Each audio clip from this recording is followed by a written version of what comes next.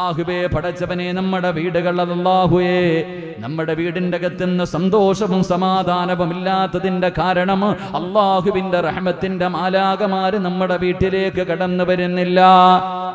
നമ്മുടെ വീടുകളും മലക്കുകൾക്ക് അറിയൂല, നമ്മുടെ വീടുകളും മലക്കുകൾക്ക് പരിചയമില്ല.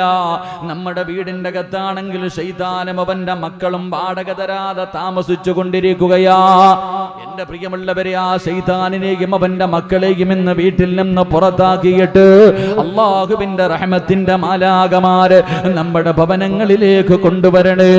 അല്ലാഹുവിന്റെ പ്രവാചകൻ സ്വല്ലല്ലാഹു അലൈഹി വസല്ലമ തങ്ങൾ അവിടെ നിന്ന് പറയുകയാണ്, ഈ സദസ്സിൽ ിരിക്കുന്ന നിങ്ങളിൽ ചിലരുടെ വീടുകൾ ഈ നാട്ടുകാർക്ക് എല്ലാവർക്കും അറിയണമെന്നില്ല, ഈ നാട്ടുകാർക്ക് മുഴുവനും നിന്റെ വീട് അറിയണമെന്നില്ല.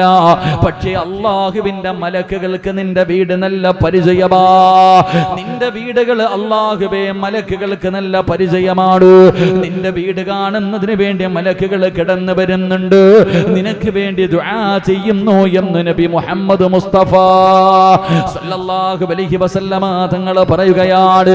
ഈ നാട്ടിലെ ചില വീടുകൾ അല്ലാഹുവിന്റെ മലക്കുകൾക്കറിയാ. അല്ലാഹുവിന്റെ റസൂൽ അവിടെന്ന് പറയുകയാണ്, ഭൂമിയിൽ നിന്ന് ആകാശത്തേക്ക് നോക്കുമ്പോൾ നക്ഷത്രങ്ങൾ തിളങ്ങി കാണുന്നത് പോലെ ആകാശത്ത് നിന്ന് മലക്കുകൾ ഭൂമിയിലേക്ക് നോക്കുമ്പോ ചില വീടുകൾ പ്രകാശിക്കുമെന്ന് നബി മുഹമ്മദ് മുസ്തഫ സല്ലല്ലാഹു അലൈഹി വസല്ലമ തങ്ങൾ പറയുമ്പോൾ ഈ നാട്ടിലെ പ്രകാശിക്കുന്ന ഭവനമേതെന്നറിയുമോ? ഈ നാട്ടിലെ പ്രകാശിക്കുന്ന ഭവനങ്ങൾ ഏതാണ്? മലക്കുകൾ കാണുന്നതിന് വേണ്ടി വരി വരിയായി ഇറങ്ങി വരുന്ന ഭവനമേതാണ്?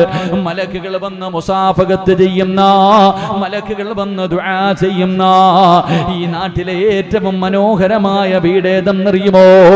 അല്ലാഹുവിന്റെ പ്രവാചകനോട് സ്വഹാബികൾ ചോദിക്കുന്നു, നബിയേ യാ റസൂലല്ലാഹ്, അല്ലാഹുവിന്റെ പ്രവാചകര് മലക്കുകൾക്ക് പരിചയമുള്ള അതാ മലക്കുകൾ അവിടെ നിന്ന് വീട് തേടിയിട്ട് ഇറങ്ങി വരുന്ന ഭൂമിയിലെ പ്രകാശിക്കുന്ന ഭവനങ്ങൾ ഏതാണെന്ന് അല്ലാഹുവിന്റെ പ്രവാചകനോട് ചോദിക്കുമ്പോ എന്റെ പ്രിയമുള്ളവരെ മുത്തുനബി അവിടെ നിന്ന് പറഞ്ഞു കൊടുക്കുകയാണ്, 5 വീടുകളാണ്, 5 വീടുകളാണ് പ്രകാശിക്കുന്നത്. ഈ നാട്ടിലെ 5 വീടുകൾ ഈ നാട്ടുകാർക്കറിയില്ലെങ്കിലും മലക്കുകൾക്കറിയാം. ജിബ്രീൽ അലൈഹിസ്സലാം മുതൽ തുടങ്ങുന്ന ലക്ഷക്കണക്കിന് മലക്കുകൾക്ക് പരിചയമുള്ള 5 വീടുകളാണുള്ളത്. അതിലെ ഒന്നാമത്തെ വീടേതെന്നറിയുമോ? അല്ലാഹുവിന്റെ റസൂൽ അവിടെന്ന് പറയുകയാ, ഈ സദസ്സിലിരിക്കുന്ന നിങ്ങളുടെ വീടാ വീട്ടിലുണ്ടോ? ആ ലിസ്റ്റിൽ നിങ്ങളുടെ വീടുണ്ടോ? മലക്കുകളുടെ സാന്നിധ്യമുള്ള വീടാണോ? ഇബ്ലീസിന്റെ സാന്നിധ്യമുള്ള വീടാണോ? എന്റെ പ്രിയമുള്ളവരെ, ഒന്നാമത്തെ ഭവനമേതെന്നറിയുമോ? ഈ ലോകത്തുള്ള സർവ്വ പള്ളികളുണ്ടല്ലോ, ഈ പ്രപഞ്ചത്തിലുള്ള സർവ്വ പള്ളികളുണ്ടല്ലോ, ആ പള്ളികൾ അല്ലാഹുവിന്റെ പരിശുദ്ധമായ കഅബാലയമാകട്ടെ. പടച്ചവനെ, ഒരു റക്അത്തിന് 1,00,000 പ്രതിഫലം കിട്ടുന്ന അല്ലാഹുവിന്റെ പരിശുദ്ധമായ കഅബാലയമാകട്ടെ. മുത്തുനബിയുടെ മസ്ജിദുൻ നബവി ഒരു റക്അത്ത് നമസ്കരിച്ചാൽ 50,000 പ്രതിഫലം.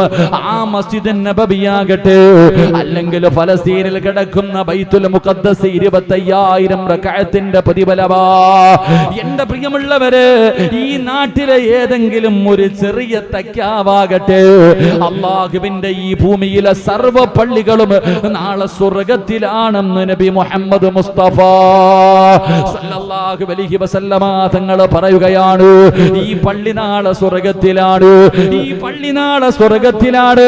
വെറുതെയല്ല പോകുന്നത്, വെറുതെയല്ല പോകുന്നത്.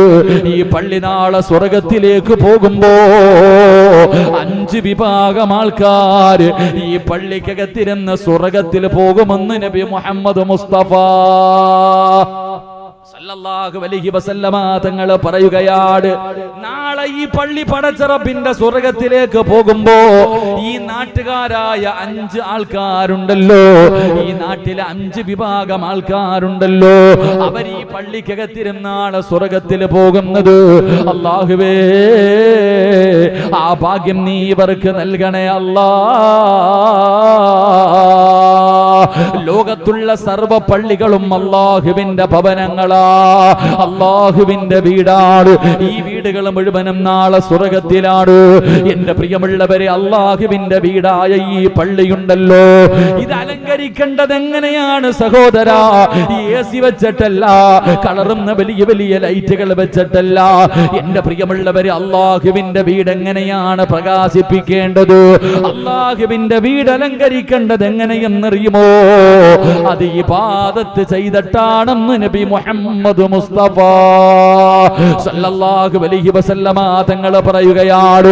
ഈ വീട് അലങ്കരിക്കേണ്ടത് ഇബാദത്തുകൾ കൊണ്ടാണ്, സൽക്കർമ്മങ്ങൾ കൊണ്ടാണ് എന്ന് മുത്തുനബി അവിടുന്ന് പറഞ്ഞു തരുമ്പോ, ഈ നാട്ടിലെ മലക്കുകൾക്ക് പരിചയമുള്ള ഒന്നാമത്തെ വീട് ഏതെന്നറിയുമോ? എല്ലാ ദിവസവും 5 നേരം ഈ പള്ളിയിൽ നിന്ന് വിളിക്കുന്നു, ഹയ്യ അലസ്സലാ, ഹയ്യ അലൽ ഫലാ.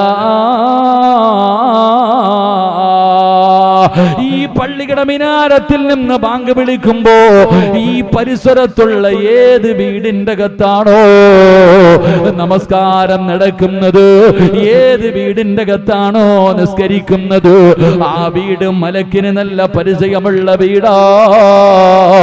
ആ വീട് മലക്കുകൾ തേടി വരുന്ന വീടാ. ആ വീടാണ് പ്രകാശിക്കുന്നത്. അവിടെയാണ് സന്തോഷമുള്ളത്, അവിടെയാണ് സമാധാനമുള്ളത്, അവിടെയാണ് ഒത്തൊരുമയുള്ളത്, അവിടെയാണ് തിന്നാൽ വയറ് നിറയുന്നത്, അവിടെയാണ് ഭാര്യയുടെ കൂടെ കിടന്ന തൃപ്തിപ്പെടുന്നത്, അവിടത്തെ മക്കളെ നോക്കിയാലാണ് കണ്ണിന് കുളിർമയുള്ളത്, അവിടെയാണ് സന്തോഷവും സമാധാനവും ഉള്ളതെന്ന് നബി മുഹമ്മദ് മുസ്തഫ തങ്ങൾ പറയുകയാ. മലക്കുകൾ കാണാൻ ഇറങ്ങി വരുന്ന, ഭൂമിയിൽ പ്രകാശിക്കുന്ന, ആകാശത്ത് നിന്ന് നോക്കുമ്പോൾ പ്രകാശിക്കുന്നതായി കാണുന്ന വീടുകളിൽ ഒന്നാമത്തെ വീട് ഈ പള്ളിയിൽ നിന്ന് ബാങ്ക് വിളിക്കുമ്പോൾ ഈ നാട്ടിലെ ഏത് വീടിന്റെ അകത്താണോ നമസ്കരിക്കുന്നത് ആ വീടാണെന്ന് നബിയുനാ റസൂലുള്ളാഹി, ഉറക്കെ പറ നബിയുനാ റസൂലുള്ളാഹി സ്വല്ലല്ലാഹു അലൈഹി വസല്ലമ തങ്ങൾ പറയുമ്പോൾ നല്ലതുപോലെ ഒന്ന് സ്വന്തം ആലോചിച്ച് നോക്ക്. നിന്റെ വീടിൻ്റെ അകത്ത് അങ്ങനെ വല്ലതും നടക്കുന്നുണ്ടോ? നിങ്ങളാരും നിസ്കരിക്കാത്തവരാണെന്ന് ഞാൻ പറയണില്ല, നിങ്ങളൊക്കെ നല്ലവരാ. നിങ്ങൾ 5 നേരം നിസ്കരിക്കുന്നവരാ, നിങ്ങളൊക്കെ നല്ലവരാ. പക്ഷേ നിങ്ങളുടെ പെണ്ണുമ്പോൾ നിസ്കരിക്കാറുണ്ടോ? നിങ്ങളൊക്കെ നിസ്കരിക്കുന്നവരാ, ഇല്ലാന്ന് ഞാൻ പറയണില്ല. നിങ്ങൾ 5 നേരം നിസ്കരിക്കുന്നവരാ. നിങ്ങളുടെ ഭാര്യമാര് നിസ്കരിക്കാറുണ്ടോ? നിങ്ങളുടെ മക്കള് നിസ്കരിക്കാറുണ്ടോ? എന്തേ അവർക്കൊന്നും നിസ്കാരമില്ലേ? അവർക്കൊന്നും നിസ്കാരമില്ലേ? എന്റെ വാപ്പ 7 വയസ്സുള്ളവനോട് നിസ്കരിക്കാൻ കൽപ്പിക്കണം. 10 വയസ്സായിട്ട് നിസ്കരിച്ചില്ലെങ്കിൽ എന്ത് ചെയ്യണം? ഒന്ന് പറഞ്ഞ എന്ത് ചെയ്യണം? അടിക്കണം. നിസ്കരിക്കാത്തതിന്റെ പേരിൽ മക്കളെ തല്ലിയ ഏതെങ്കിലും ഒരു വാപ്പ ഉണ്ടെങ്കിൽ കൈവക്ക്. കണ്ടിട്ട് മരിക്കാനുള്ള കൊതി കൊണ്ടാ കൈവക്കിക്ക്. തത്തമാരെ ഒരു കൈവങ്ങട്ടെ. നിസ്കരിക്കാത്തതിന്റെ പേരിൽ മക്കളെ തല്ലിയ ഒരു ഉമ്മ ഉണ്ടെങ്കിൽ എന്ന് കൈവക്ക്. A+ വാങ്ങിയില്ലെങ്കിൽ മടലി വെട്ടി തള്ളും. A+ അല്ലേ? രാവിലെ ഹോംവർക്ക് ചെയ്തില്ലെങ്കിൽ, ട്യൂഷന് പോയില്ലെങ്കിൽ തല്ല്. എടാ 7 മണി 7:30 ആകുമ്പോ സ്വർഗത്തിലേക്കുള്ള ബസ് വരും. 6:45 താത്ത വിളിയാ, എഴുന്നേറ്റില്ലെങ്കിൽ തല്ലും. എവനെ? 2ാം ക്ലാസ്സിൽ പഠിക്കുന്നവനെ. എന്തേ എന്റെ പ്രിയമുള്ള സഹോദരങ്ങളെ, സഹോദരിമാരെ, നിങ്ങൾ എന്ത് ചിന്തിച്ചു? അല്ലാഹു ഈമാൻ നൽകുമാറാകട്ടെ, അല്ലാഹു ഈമാൻ നൽകുമാറാകട്ടെ. നിങ്ങൾ മാത്രം, നിങ്ങളാണെങ്കിൽ അങ്ങോട്ട് 5 നേരം ഉസ്താദ് ഞാൻ സുബഹി പള്ളിയിൽ പോയി നിസ്കരിക്കണേ, ഒരൊറ്റ വക്കത്ത് പോലും ഞാൻ വിടാറില്ല. ഇശായി നിസ്കരിച്ച് ഹദ്ദാദും കഴിഞ്ഞിട്ടാ ഞാൻ വീട്ടിൽ പോകുന്ന, ഉസ്താദിന്റെ കയ്യിൽ പിടിച്ച് മുസാഫകത്ത് ചെയ്തിട്ടാ പോകുന്നേ. എന്റെ നിങ്ങളും മാത്രം സ്വർഗത്തിൽ പോയാൽ മതിയോ? നിങ്ങളെ മാത്രം പോയാ മതിയോ? അള്ളാഹുവിന്റെ പരിശുദ്ധമായ ഖുർആൻ പറഞ്ഞത് കു അംഫുസക്കും വ അഹ്ലീക്കും നാറാന്നല്ലേ. മോനെ, നീ നിന്റെ കുടുംബത്തെ കൂടെ രക്ഷപ്പെടുത്തണമെന്നല്ലേ അള്ളാഹ് പറഞ്ഞേ. നീ മാത്രം പോയാ പോരാ, നീ നിന്റെ ഭാര്യയെയും മക്കളെയും കൂടെ കൊണ്ടുപോകണം. അള്ളാഹുവിന്റെ പരിശുദ്ധമായ ഖുർആൻ അത് പറയുമ്പോ എന്റെ പ്രിയമുള്ളവരെ, അള്ളാഹുവിന്റെ പടച്ച റബ്ബിന്റെ പരലോകത്തിലെ ഏറ്റവും വൃത്തികെട്ടവർ 3 വിഭാഗമാണെന്ന് നബിയുനാ റസൂലുള്ളാഹി സ്വല്ലല്ലാഹു. അള്ളാഹുവിന്റെ കോടതിയിലെ ഏറ്റവും വൃത്തികെട്ടവർ അള്ളാഹ് നോക്കൂല, അവരുടെ മുഖത്ത് നോക്കൂല, കരുണ കാണിക്കൂല, സംസാരിക്കൂല, ഒരു പരിഗണനയുമില്ല. 3 വിഭാഗം: കള്ളുകുടിയന്മാരല്ല, വ്യഭിചരിച്ച് നടക്കുന്നവന്മാരല്ല, പലിശ കച്ചവടം നടത്തുന്നവന്മാരല്ല, നിസ്കരിക്കാത്തവരല്ല, കാഫിരീങ്ങളല്ല. പിന്നെ ആരെന്നറിയോ? 3 വിഭാഗം. അള്ളാഹു മുഖത്ത് പോലും നോക്കാത്ത 3 വിഭാഗം. അതിലെ ഒന്ന്, തന്റെ ഭാര്യയും മക്കളും തെറ്റ് ചെയ്യുന്നത് കാണുമ്പോ നിനക്കറിയാതെ തെറ്റാണെന്ന് തിരുത്തി കൊടുക്കൂല, നീ നിസ്സാരമായി അത് തെള്ളിക്കളയും. നിനക്ക് തഴമ്പുണ്ടെങ്കിലും താടിയുണ്ടെങ്കിലും നീ ജമാഅത്തിന്റെ പ്രസിഡന്റോ സെക്രട്ടറിയോ ആരുമാകട്ടെ, പ്രഭാഷകനാണെങ്കിലും ആരാണെങ്കിലും നിന്നെ അല്ലാഹ് വെറുതെ വിടത്തില്ല എന്ന് നബിയുനാ റസൂലുള്ളാഹി. ഒരു രക്ഷയില്ല, അല്ലാഹ് നിന്നെ പിടിച്ചു നിർത്തും. ഭാര്യയും മക്കളും നിസ്കരിക്കുന്നില്ല, അത് തിരുത്തി കൊടുക്കാൻ, പറഞ്ഞ് നിസ്കരിപ്പിക്കാനുള്ള മനസ്സ് നിനക്കില്ല. മൂക്കിന്റെ മുകളിൽ വന്നിരിക്കണ ഈച്ചയെ പായിക്കണ പോലെ അത് സിമ്പിളായിട്ട് നീ അങ്ങ് കരയും. നിന്നെ അല്ലാഹ് വെറുതെ വിടത്തില്ലെന്ന് നബിയുനാ റസൂലുള്ളാഹി സ്വല്ലല്ലാഹു അലൈഹി വസല്ലം. അല്ലാഹു നമുക്ക് ഈമാൻ നൽകുമാറാകട്ടെ. അതുകൊണ്ട് എൻ്റെ പ്രിയപ്പെട്ട മാതാപിതാക്കളോട് എനിക്ക് പറയാനുള്ളത്, നിങ്ങൾ ഒറ്റ സ്റ്റോപ്പ് ചോദിക്കൂ, ഉസ്താദെ മക്കളൊക്കെ വളർന്നില്ലേ ഉസ്താദെ, പ്രായപൂർത്തിയായില്ലേ ഉസ്താദെ, എന്ത് ചെയ്യും? അങ്ങനെ പെട്ടെന്നുള്ള ചോദ്യം, മക്കളൊക്കെ പ്രായപൂർത്തിയായില്ലേ, വളർന്നില്ലേ? എന്റെ പ്രിയപ്പെട്ട വാപ്പ മഹാനായി നബി മുഹമ്മദ് മുസ്തഫ സ്വല്ലല്ലാഹു അലൈഹി വസല്ലമ തങ്ങള് ഫാത്തിമ ബീബി റളിയല്ലാഹു തആല അൻഹയെ വിവാഹം കഴിച്ചു വിട്ടു. ഭർത്താവിന്റെ കൂടെ വീടിന്റെ അകത്ത് കിടക്കുക. നിങ്ങൾ ശ്രദ്ധിക്ക്, ഭർത്താവ് അലിയാർ തങ്ങളുടെ കൂടെ വീടിന്റെ അകത്ത് കിടന്നുറങ്ങാ. നബി സല്ലല്ലാഹു അലൈഹി വസല്ലമ തങ്ങൾ രാവിലെ സുബഹിക്ക് വീടിന്റെ മോളെ കെട്ടിച്ചു വിട്ട മകളുടെ വീടിന്റെ മുന്നിൽ പോയിട്ട് വിളിച്ചു, മോളെ ഫാത്തിമ എഴുന്നേറ്റ് നിസ്കരിക്കും മോളെ. കല്യാണം കഴിച്ചു വിട്ട മകളുടെ വീടിന്റെ മുന്നിൽ പോയിട്ട് പ്രവാചകൻ വിളിച്ചു, നിങ്ങൾ കെട്ടിച്ചു വിട്ട മക്കളുടെ വീട്ടിലെങ്ങും പോണ്ട, ഇറങ്ങി പോകണ വഴിയിൽ അടുത്ത റൂമിൽ കിടക്കുന്നുണ്ട് 18 തികഞ്ഞവൻ 19 തികഞ്ഞവൾ വീടിന്റെ അകത്ത് കിടക്കുന്നുണ്ട്. ആ വാതിലെല്ലാം ഒന്ന് മുട്ടിയിട്ട് എഴുന്നേറ്റ് നിസ്കരിക്കുന്ന എത്ര പേരാ പറഞ്ഞു കൊടുക്കുന്നത്? അള്ളാഹു നമുക്ക് ഈമാൻ നൽകി നിഗ്രഹിക്കുമാറാകട്ടെ. അള്ളാഹു നമുക്ക് ഈമാൻ നൽകി നിഗ്രഹിക്കുമാറാകട്ടെ. അതുകൊണ്ട് എൻ്റെ പ്രിയപ്പെട്ടവരോട് എനിക്ക് പറയാനുള്ളത്, അള്ളാഹു നിന്നോട് ചോദിക്കും നിന്റെ ഭാര്യ അവളെക്കുറിച്ച്. അള്ളാഹു നിന്റെ ഭാര്യയെ കുറിച്ച് ചോദിക്കും. അള്ളാഹുവിന്റെ റസൂൽ സല്ലല്ലാഹു അലൈഹി വസല്ലം തങ്ങൾ പറഞ്ഞു, അള്ളാഹ് നിന്നെ ഏൽപ്പിച്ചിരിക്കുന്ന അമാനത്ത നിന്റെ പെണ്ണും പിള്ളയും നിന്റെ മക്കളും. നിന്റെ മക്കളും നിന്റെ ഭാര്യയും അത് അള്ളാഹ് നിനക്ക് ഏൽപ്പിച്ചിരിക്കുന്ന അമാനത്ത. നാളെ അള്ളാഹ് നിന്നെ പിടിച്ചു നിർത്തിയിട്ട് നിന്റെ പെണ്ണും പിള്ളയെ കുറിച്ച് നിന്നോട് ചോദിക്കും, നിന്റെ മക്കളെ കുറിച്ച് നിന്നോട് ചോദിക്കും. അല്ലാഹുവിന്റെ പ്രവാചകൻ സ്വല്ലല്ലാഹു അലൈഹി വസല്ലമ തങ്ങൾ അതുകൊണ്ടാണ് പറഞ്ഞത്, ഒരു ഭർത്താവിന് സ്വർഗ്ഗമുണ്ട്, ഒരു ഭർത്താവിന് സ്വർഗ്ഗമുണ്ട്. ഈ കൂട്ടത്തിലിരിക്കുന്ന ഒരു ഭർത്താവിന് സ്വർഗ്ഗമുണ്ട്. ഏതു ഭർത്താവിനെന്നറിയുമോ? രാവിലെ അല്ലാഹുവിന്റെ പള്ളിയുടെ മിനാരത്തിൽ നിന്ന് അസ്വലാത്തു ഖൈറും മിനൻ നൗം,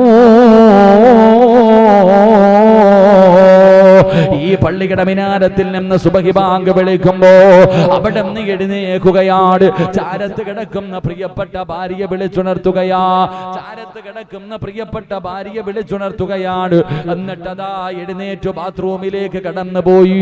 നിന്റെ ആവശ്യങ്ങൾ മുഴുവനും കഴിഞ്ഞിട്ട് നീ തിരിച്ചു വരുമ്പോ നിന്റെ ഭാര്യ അതുപോലെ തന്നെ കിടന്നുറങ്ങുകയാണ്. നിന്റെ ഭാര്യ അതുപോലെ തന്നെ കിടന്നുറങ്ങുകയാണ്. ആ ഉറങ്ങുന്ന ഭാര്യയുടെ മുഖത്തേക്ക് ഒലുപെടുത്തിട്ട് നിന്റെ മുഖത്തിരിക്കുന്ന വെള്ളത്തുള്ളിയുണ്ടല്ലോ, അതിങ്ങനെ ഇതാ കൈകൊണ്ടിങ്ങനെ എടുത്തിട്ട് ഉറങ്ങുന്ന ഭാര്യയുടെ മുഖത്തിങ്ങനെ കുടഞ്ഞിട്ട് എഴുന്നേറ്റ് നിസ്കരിക്കു പെണ്ണേ എന്ന് പറഞ്ഞ് വിളിച്ചുണർത്തുന്ന ഭർത്താവിന് അല്ലാഹു സ്വർഗ്ഗം കൊടുക്കുമെന്ന് നബി മുഹമ്മദ് മുസ്തഫ സല്ലല്ലാഹു അലൈഹി വസല്ലം ഒലുവെടുത്തിട്ട് തിരിച്ചു വരുമ്പോ കിടന്നുറങ്ങുന്ന ഭാര്യയുടെ മുഖത്തിങ്ങനെ വെള്ളം കൊണ്ട് കുളഞ്ഞിട്ട് അസ്മാ ആമിന എഴുന്നേറ്റ് നിസ്കരിക്കടി എന്ന് പറയുന്ന ഭർത്താവിന് സ്വർഗം. നിങ്ങളൊന്ന് ചിന്തിക്ക്, ഇവിടെ വിളിക്കുന്ന ഭാര്യയുമില്ല, വിളിക്കുന്ന ഭർത്താവും ഇല്ല, രണ്ടുപേരും മത്സരമാ ഉറക്കാൻ, രണ്ടുപേരും മത്സരമാ. എന്റെ പ്രിയപ്പെട്ടവരെ, അള്ളാഹുവിന്റെ റസൂൽ സല്ലല്ലാഹു അലൈഹി വസല്ലം തങ്ങൾ പറഞ്ഞു, അമാനത്താ നിന്റെ ഭാര്യ, നിന്നെ അള്ളാഹു ചോദിക്കും നിന്റെ ഭാര്യയെ കുറിച്ച്. നിന്റെ മക്കള് അത് അള്ളാഹ് നിനക്ക് തന്നെ തിന്നാൻ മാത്രം കൊടുത്താൽ പോരാ. അപ്പ വേണം മൊബൈൽ വേണം, ലാപ്ടോപ്പ് വേണം, വേണ്ടതൊക്കെ ഉടുപ്പ് വസ്ത്രം എന്ത് ചോദിച്ചാലും നീ മേടിച്ചു കൊടുക്കുമല്ലോ. കൊടുത്താൽ മാത്രം പോരാ, നാളെ അള്ളാഹു നിന്നോട് ആ മക്കളെ കുറിച്ച് ചോദിക്കും. ആ മക്കളെ കുറിച്ച് നാളെ നിന്നോട് അള്ളാഹു വിചാരണ ചെയ്യും. നീ അവന്റെ വാപ്പയാ, നീ തെറ്റ് തിരുത്തി കൊടുക്കണേ എന്ന് നബിയിന റസൂലുള്ളാഹി സ്വല്ലല്ലാഹു അലൈഹി വസല്ലം. അള്ളാഹു നമ്മുടെ മക്കളെയൊക്കെ അള്ളാഹു ദുനിയാവിലും ആഖിറത്തിലും ഉപകരിക്കുന്ന മക്കളാക്കി തരുമാറാകട്ടെ. എൻ്റെ പ്രിയപ്പെട്ടവരെ, പലർക്കും അറിയാം ഞാൻ പറഞ്ഞാൽ എൻ്റെ മക്കള് കേൾക്കൂല. അങ്ങനെ കേൾക്കുമായിരുന്നെങ്കിൽ ഈ പറവ നടക്കുന്ന പോലെ മുടിയും വളർത്തിയിട്ട് നമ്മുടെ മക്കൾ നടക്കോ? പണ്ടൊക്കെ നിങ്ങൾ ആലോചിക്ക്, പണ്ടൊക്കെ ഏതെങ്കിലും ഒരു പയ്യൻ ഇങ്ങനെ നടന്നിട്ടുണ്ടോ മുടിയും വെട്ടിയിട്ട്? കീറി പറഞ്ഞ ഒരു പാൻറ് വിട്ടുകൊണ്ട് നടക്കണം ഫക്കീർ എന്ന് വിളിക്കുക, മിസ്റ്റീൻ അവനാ, എടാ കീറി പറഞ്ഞ പാൻറ്, എടാ പിച്ചക്കാരൻ, അങ്ങനെയുള്ളവനാ കീറി പറഞ്ഞ. ഇന്ന് ചെറുപ്പക്കാര് കീറി പറഞ്ഞത് മാത്രമേ ഇടത്തുള്ളൂ, അത് മോഡലാ. പിച്ചക്കാരന്മാര് നടക്കുന്ന പോലെ നിന്റെ മോൻ നീ കഷ്ടപ്പെട്ടുണ്ടാക്കിയിട്ട് കീറി പറഞ്ഞ പാൻറ്റാ നിന്റെ മോന് വാങ്ങിക്കൊടുക്കണ്ടേ? മുടി വെട്ടാനുള്ള പൈസ ഇല്ലേ? ഇങ്ങനെ നടക്കാ പറവയെ പോലെ കുരുവിയുടെ കൂടും ചുമന്നുകൊണ്ട് നടക്കുന്ന മക്കൾ. ഇത് ചോദിച്ചാ പറയൂ ഉസ്താദെ, ഞാൻ പറഞ്ഞാൽ കേൾക്കൂല ഉസ്താദെ, ഞാൻ പറഞ്ഞാൽ വിട്ടൂല ഉസ്താദെ, ഒറ്റ വാക്ക് തീർന്നല്ലോ. ഇതെങ്ങനെ പറഞ്ഞ അങ്ങ് തീർന്നല്ലോ. നാണം വേണം വാപ്പ. ചെലവിന് കൊടുത്ത് സ്വന്തം നട്ടല്ലി പിറന്ന മകനെ നേരക്ക് നിർത്താൻ പറ്റണില്ലെങ്കിൽ പിന്നെ വേറെ എന്തെങ്കിലും പണിക്ക് നോക്കണം. ഈ ഇരിക്കണ നിങ്ങളൊക്കെ ഇന്ന് നിങ്ങളുടെ വാപ്പ ജീവിച്ചിരിപ്പുണ്ടെങ്കിൽ ഉപ്പ എന്തെങ്കിലും പറഞ്ഞാൽ തീർച്ചയായും പറയോ? ഉപ്പ ഇങ്ങോട്ട് വടാന്ന് പറഞ്ഞാൽ ഇങ്ങനെ നിൽക്കും, പേടിച്ച് വിറച്ച് നിൽക്കുമായിരുന്നു നമ്മൾ. പക്ഷെ ഇന്ന് ഇങ്ങോട്ട് വടാന്ന് പറഞ്ഞാൽ ഓൻ പോടാന്ന് പറഞ്ഞിട്ട് അങ്ങോട്ട് പോകും. അങ്ങനത്തെ മക്കളാ.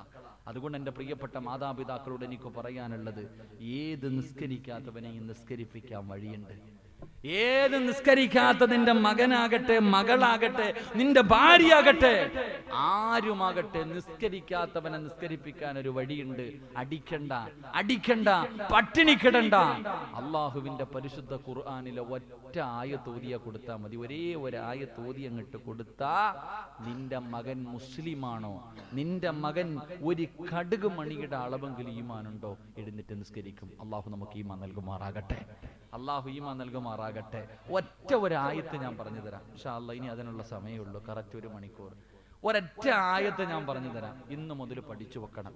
ഈ ആയത്ത് ഉറങ്ങുന്ന മക്കൾ നാളെ സുബഹിക്ക് കിടന്നുറങ്ങുന്ന മക്കളുടെ ചാരത്ത് ചെന്നിരുന്നിട്ട് ഈ ആയത്ത് ഓതിയാ മതി. നിന്റെ മോൻ എഴുന്നേക്കും. അതിനി എങ്ങനെ നടക്കുന്നവനാണെങ്കിലും.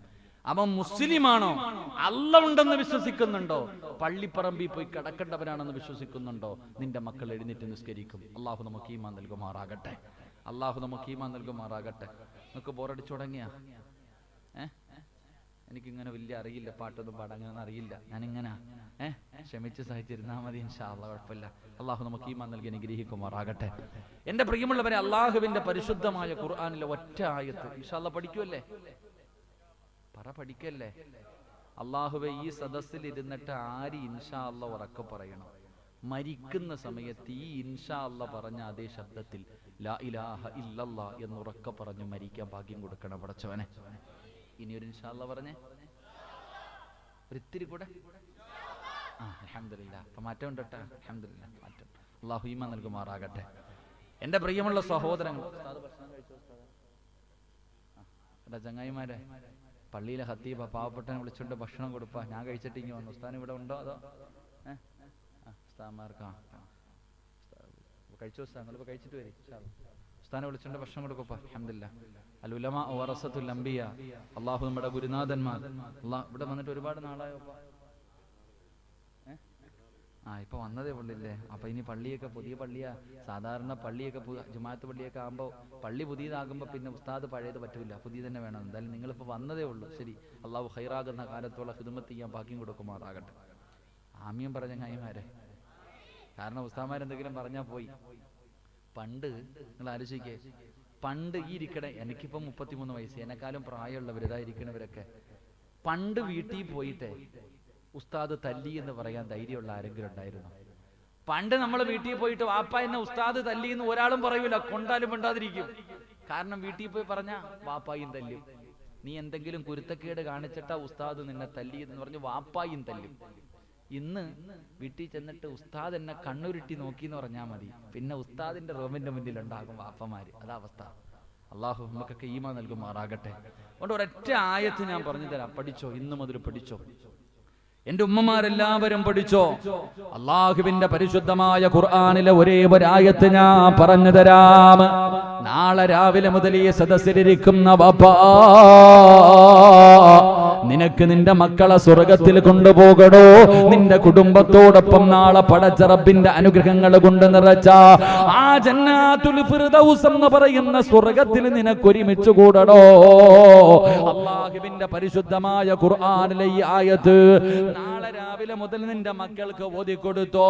കിടന്നുറങ്ങുന്ന മക്കളാകട്ടെ, കിടന്നുറങ്ങുന്ന ഭാര്യയാകട്ടെ, ആരുമാകട്ടെ, നമസ്കരിക്കാതെ കിടന്നുറങ്ങുന്നവരുടെ ചാരത്തേക്ക് കടന്നു ചെന്നിട്ട് ഓതണ്ട ആയത്തേതെന്നറിയുമോ? അല്ലാഹുവിന്റെ പരിശുദ്ധമായ ഖുർആൻ പറയുകയാ, അല്ലാഹുവിന്റെ ഖുർആൻ പറയുകയാണ്, ഈ ആയത്താണ് നാളെ മുതൽ ഓതി കൊടുക്കേണ്ടത്.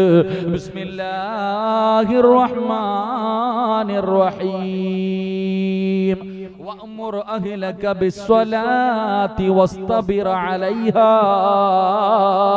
ലാ നസ്അലുക റിസ്കാ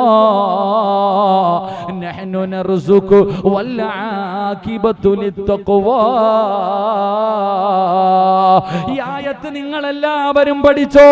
നാളെ മുതൽ ഓതാനുള്ളതാണ്. മക്കളെ സന്തോഷത്തോടെ ജീവിക്കുന്നത് കാണാൻ ആഗ്രഹമുള്ള ഓരോ ഉപ്പയും ഉമ്മയും ഈ ആയത്ത് പഠിച്ചോ.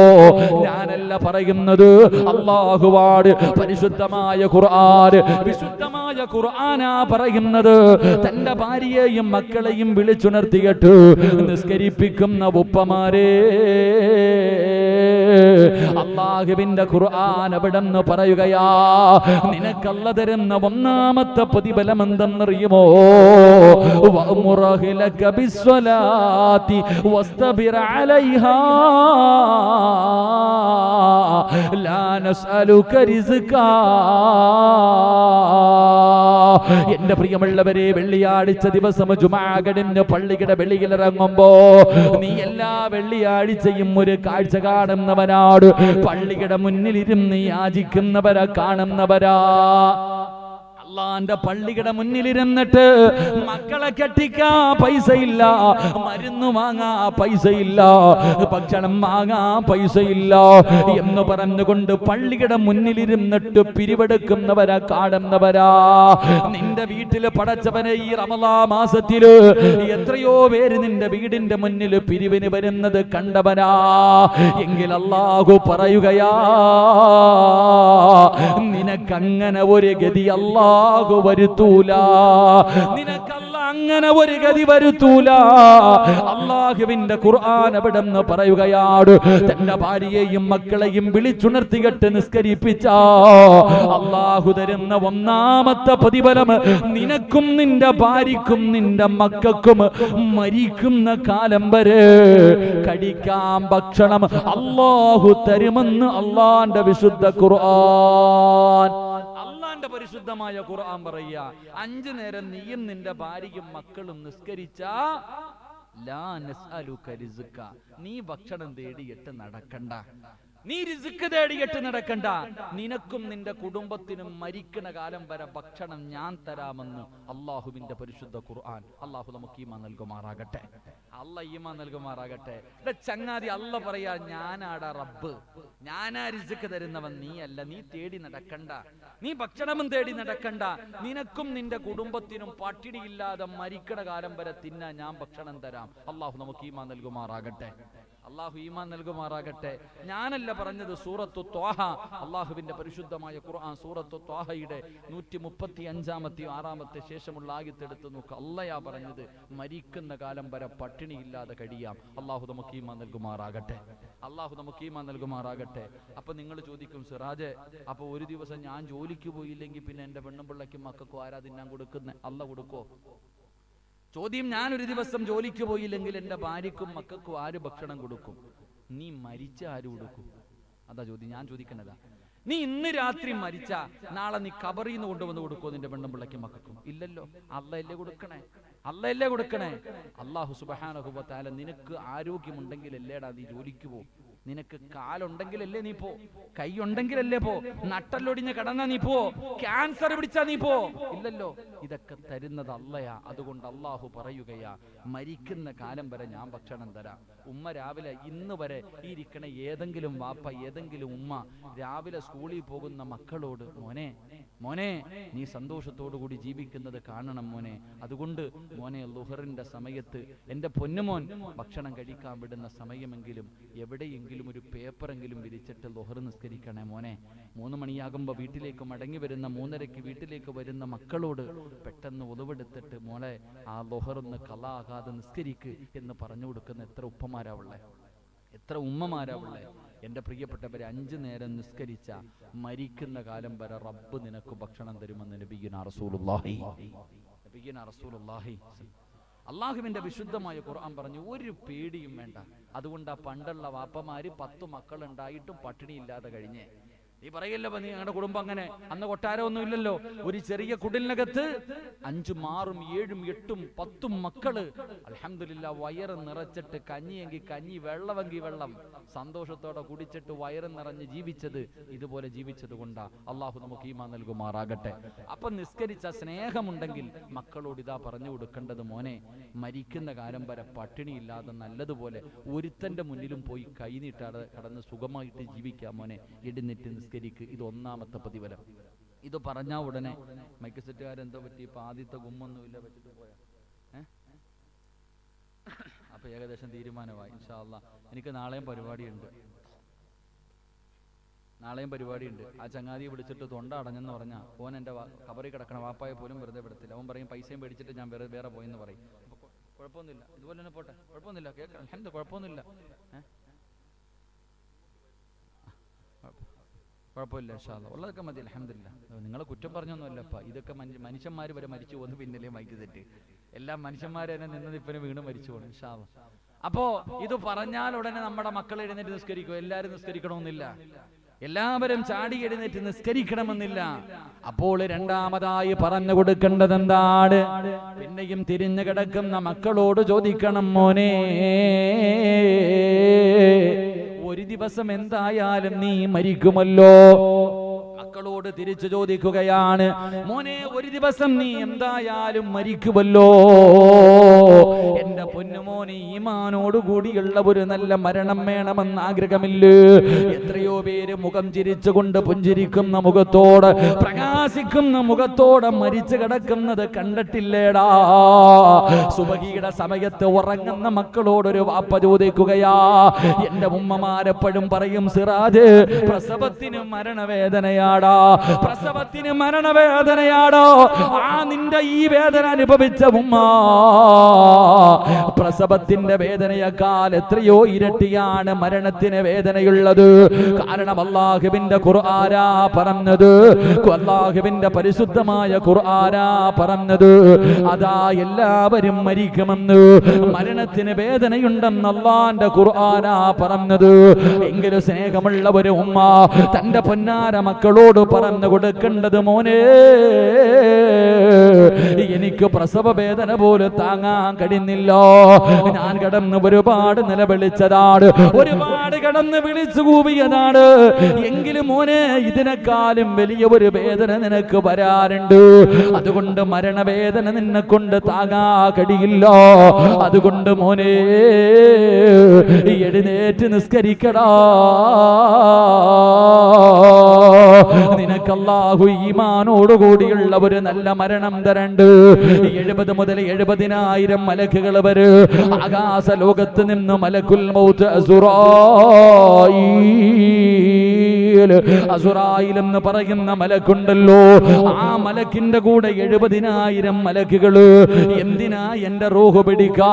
നിങ്ങളുടെ റൂഹ് പിടിക്കുന്നതിന് വേണ്ടി ഒരു കൊതുവ് കടിക്കുന്ന വേദന പോലെ താങ്ങാൻ കഴിയാത്ത, ഒരു നല്ല കാറ്റടിച്ചാ താഴെ വീണ് പോകുന്ന, പേടിച്ചു തൂറി ആരോഗ്യമില്ലാത്ത എന്റെയും നിങ്ങളുടെയും റൂഹ് പിടിക്കാറ് 70,000 മലക്കുകളെ ഇറങ്ങി വരികയാണ്. ഫൈദാ അല്ലാഹുവിന്റെ ഖുർആനാ പറഞ്ഞത്, ഫകശഫിനാ അൻക ഇതാഅക ഫബസറുക അൽയൗമ ഹദീദ്. നൽകിയത് എല്ലാവരും അവരുടെ കണ്ണുകൊണ്ട് കാണുകയാ. ഈ മലക്കുകൾ ഇറങ്ങി വരുന്നത് ഞാനും നിങ്ങളും കാണുകയാടു, നമ്മുടെ കണ്ണുകൊണ്ട് കാണുകയാടു. പിടഞ്ഞു താഴെ വീഴുകയാട്, പിടഞ്ഞു താഴെ വീഴുകയാട്. അല്ലാഹുവേ, ഈ മലക്കുകൾ മുഴുവനും നമ്മുടെ ചുറ്റുഭാഗം വളയുകയാട്, നമ്മുടെ ചുറ്റുഭാഗം മുഴുവനും വളഞ്ഞു നിൽക്കുകയാണ്. അവിടെന്ന് പറയുന്നു, എടാ നിന്നെ കൊണ്ടുപോകാമെന്നതാടടാ പെണ്ണേ, നിന്നെ കൊണ്ടുപോകാമെന്നതാണ്. ആരെ വേണമെങ്കിലും വിളിച്ചോ. കല്ലാ ഇദാ ബലഗതി തറാകിയ വകീല മൻ റാക് വളന്ന അന്നഹുൽ ഫിറാക് വൽതഫതി സാകു ബിസാക് ഇലാ റബ്ബിക യൗമഇദിനിൽ മസാക്. മലക്കുകൾ അവിടെ നിന്ന് പറയുകയാ, ആരെ വേണമെങ്കിലും വിളിച്ചോ, നിന്നെ കൊണ്ടുപോകുമടാ, നിന്റെ റൂഹ് പിടിക്കാമെന്നതാടോ. അവിടെ നിന്ന് കാലിന്റെ തള്ളവരിൽ നിന്ന് റൂഹ് പിടിച്ചു. അവസാനം അത് തൊണ്ടക്കുടിയിലെത്തുമ്പോ പറയണ്ടേ, ലാ ഇലാഹ ഇല്ലല്ലാഹ് പറഞ്ഞുകൊണ്ട് മരിക്കാൻ കൊതിയില്ലേടാ പൊന്നുമോര്. എന്റെ പ്രിയപ്പെട്ട പെങ്ങള്, മരിക്കുമ്പോ ഈമാനോടുകൂടി മരിക്കാൻ നിനക്ക് ആഗ്രഹമുണ്ടോ? അല്ലാഹ് പറയുകയാ, ആർക്കാണ് നല്ല മരണം വേണ്ടത്? ആർക്കാ നല്ല മരണം വേണ്ടത്? ഞാൻ തരാ. വൽആഖിബത്തു ലിത്തഖ്വാ, 5 നേരം നിസ്കരിച്ച അല്ലാഹു നല്ല മരണം തരുമെന്ന് പരിശുദ്ധ ഖുർആൻ പറയുമ്പോ അല്ലാഹയാടാ പറഞ്ഞത് തരാമെന്ന്. ഒരു നല്ല മരണം പണം കൊടുത്ത് വാങ്ങാൻ പറ്റുന്നതല്ലോ. നിന്റെ സമ്പാദ്യം മുഴുവനും പടച്ച റബ്ബിന് കൊടുത്തിട്ട്, റബ്ബേ എനിക്ക് നിസ്കരിക്കുമ്പോ സുജൂദിൽ കിടക്കുന്ന സമയത്ത് എന്നെ മരിപ്പിക്കണേ എന്ന് പറഞ്ഞ് നിനക്ക് വാങ്ങാൻ പറ്റുമോ? പണം കൊണ്ട് വാങ്ങാൻ പറ്റൂല, അധികാരം കൊണ്ട് പറ്റൂല, രാഷ്ട്രീയ ബലം കൊണ്ട് പറ്റൂല, കുടുംബ മഹിമ കൊണ്ട് പറ്റൂല. അത് അല്ലാഹു കരുണ ചെയ്തവർക്ക് മാത്രമേ. മരിക്കുന്ന സമയത്തിൽ ലാ ഇലാഹ ഇല്ലല്ലാഹ് പറയുമ്പോ അത് പറയാൻ നാവ് പൊങ്ങണമെങ്കിൽ അത് അല്ലാഹു കരുണ ചെയ്തവർക്ക് മാത്രമേ കഴിയുകയുള്ളൂ. അതുകൊണ്ട് ചെറുപ്പക്കാരാ, മോനെ നിസ്കരിക്കടാ പൊന്നുമോരെ. എത്രയോ നമസ്കാരങ്ങൾ വെറുതെ കളയുന്നവരാ. എവിടെ നോക്കിയാലും പടച്ചവര് എല്ലാവരും ലോകകപ്പിന്റെ തിരക്കിലാണ്. അസറില്ല, മഗ്രിബില്ല, ഇശാ ഇല്ല. എല്ലാ ക്രിക്കറ്റ് താരങ്ങൾക്ക് വേണ്ടി കൊടുക്കുമ്പോ പള്ളിയുടെ മുന്നിലൂടെ നടന്നു പോയാലും അല്ലാഹുവിന്റെ പള്ളിക്കകത്ത് നമസ്കാരം നടക്കുമ്പോ ഇമാം ഖുർആൻ ഓതുന്നത് കേട്ടാൽ കേറാ മനസ്സില്ലാത്ത യുവത്തവേ ഈ പള്ളിയുടെ പരിസരത്തിരുന്നിട്ട് പോലും അള്ളാന്റെ പള്ളിക്കകത്ത് നമസ്കാരം നടക്കുമ്പോ ഒന്ന് പള്ളിയിൽ പോകാത്ത മുസ്ലിമേ, എന്റെ പ്രിയപ്പെട്ട ചെറുപ്പക്കാരാ, നിന്നെ പോലെ ഒരു ചെറുപ്പക്കാരനുണ്ടായിരുന്നു.